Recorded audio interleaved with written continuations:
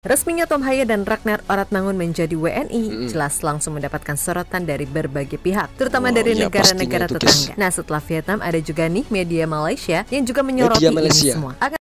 Yo guys, tekan subscribe guys.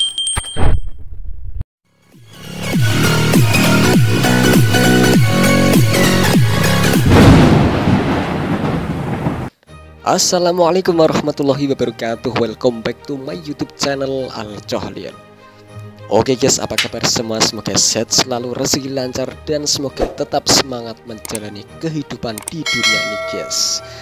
Oke guys, kali ini kami menemukan salah satu video informasi guys, masih tentang sepak bola guys.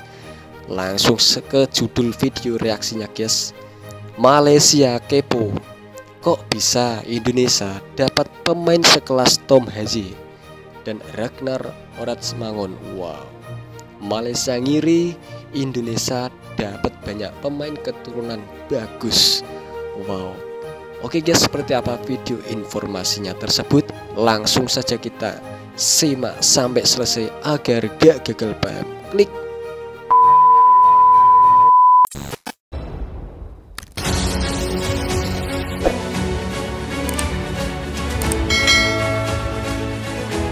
Malaysia kepo guys, kok bisa Indonesia dapat pemain sekelas Tom Hye dan Ragnar Oratmangun?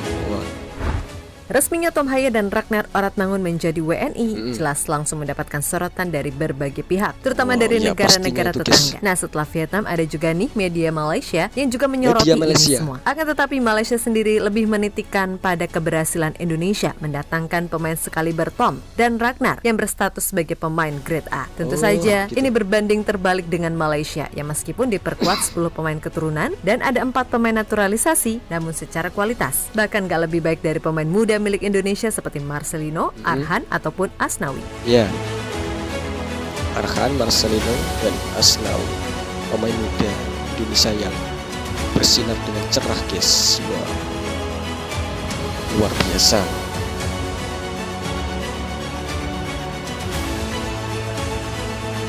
Ragnar Oratmangun guys ya.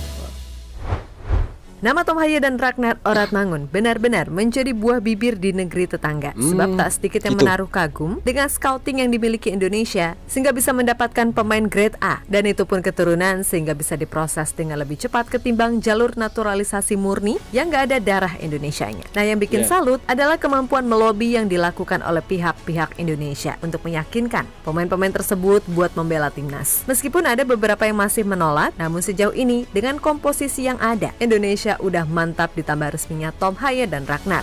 Ya, bisa sudah mantap guys, ditambah adanya Tom Hye dan Ragnar.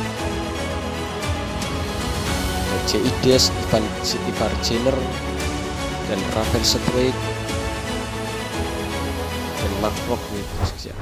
Yap, khusus Tom Hye sendiri, pemain yang satu ini benar-benar menjadi daya tarik tersendiri buat media Malaysia, dan salah satu media yang menyoroti ini adalah makanbola.com, yang mana Tom meskipun berstatus sebagai pemain Eredivisie punya market value sama dengan Jalil Elias, seorang pemain berdarah Argentina Suriah yang baru saja diperkenalkan sebagai pemain baru Johor Darul Takzim pada awal tahun 2024, di mana keduanya sebagaimana dilansir dari Transfermarkt punya nilai pasar sebesar 52,14 miliar. Sekedar info aja nih, kalau Jalil Elias ini sekarang berstatus sebagai salah satu pemain asing JDT sekaligus pemain termahal di Liga Super Malaysia. Dan soal kualitas, Jalil gak kalah dengan Tom Hye karena keduanya sama-sama masuk dalam daftar top 50 pemain termahal di Asia. Yap, Jalil Elias sendiri sebelum resmi join dengan JDT bermain untuk klub Atletico San Lorenzo di Liga Utama Argentina. Bersama tim tersebut ia mencatatkan 52 laga dalam ajang Superliga, Copa Sudamericana, Copa Argentina, dan Copa Della, dan menorehkan 3 gol dan 3 asis di musim 2022-2023. Malaysia juga punya guys pemain luar negeri mahal guys.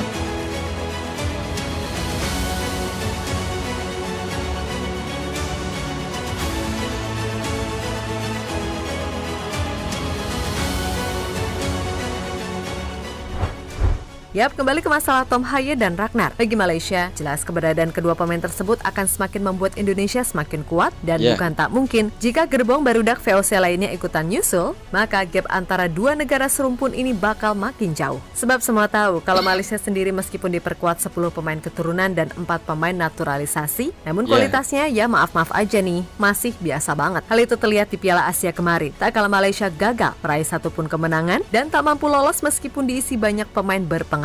Berbeda dengan Indonesia yang main dengan skuad termuda.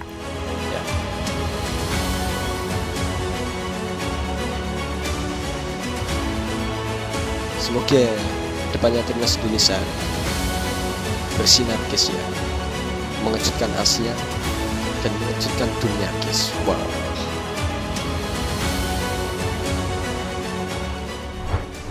Sementara itu, Indonesia sendiri pada akhirnya benar-benar sedang fokus untuk melawan Vietnam. Masalah nanti Tom dan Ragnar bisa main atau enggak di leg pertama, yang penting secara keseluruhan tim ini sudah siap untuk memberikan yang terbaik. Ya bagaimanapun laga Indonesia versus Vietnam dapat disebut sebagai laga hidup mati bagi kedua tim yang mengincar posisi runner-up di klasemen grup F babak kualifikasi Piala Dunia round 2 ini. Saat ini sendiri Indonesia berada di posisi 4 dengan 1 poin, sedangkan Vietnam berada di posisi 2 dengan 3 poin. Nah, jika bisa menang di GBK dan semoga bisa menang, Indonesia akan mendapatkan 3 poin yang membuat poin mereka jadi 4, sekaligus menggeser posisi Vietnam di posisi 2 klasemen. Jika itu berhasil dilakukan, maka pertandingan di leg kedua di Maidin Stadium nantinya akan jadi lebih ringan. Sebab semisal hasil berakhir imbang, Indonesia masih bisa menjaga posisi runner up. Ya kali imbang doang, nanggunglah, menang sekalian. Semoga. Toh Vietnam sendiri juga menatap laga versus Indonesia dengan sejuta masalah internal dan badai cedera. So intinya, kalau bisa melibas Vietnam di kandang ataupun tandang, peluang lolos masih aman. Tapi jika salah satu imbang ataupun kalah, ya bisa dibilang masih cukup riskan. Yap, apapun itu, semoga yang terbaik buat timnas Indonesia.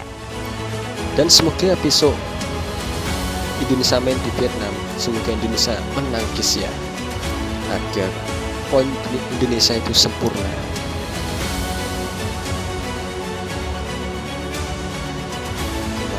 Tom Haye dan Ragnar bikin negara tetangga kagum. Indonesia bisa dapat pemain Eropa terbaik. Wah, luar biasa. Halo, izin. Oke guys, begitulah video informasi guys datang dari YouTube channel guys yang berjudul Malaysia Kepo, kok bisa Indonesia dapat pemain sekelas Tom Haye dan Ragnar Oratmangun. Oke guys, cukup sekian reaksi kami kali ini. Jika ada kesalahan kata-kata yang kami ucapkan, kami mohon maaf sebanyak-banyaknya. Jangan lupa subscribe, like, dan komen channel ini. Terima kasih. Wassalamualaikum warahmatullahi wabarakatuh. Thank you.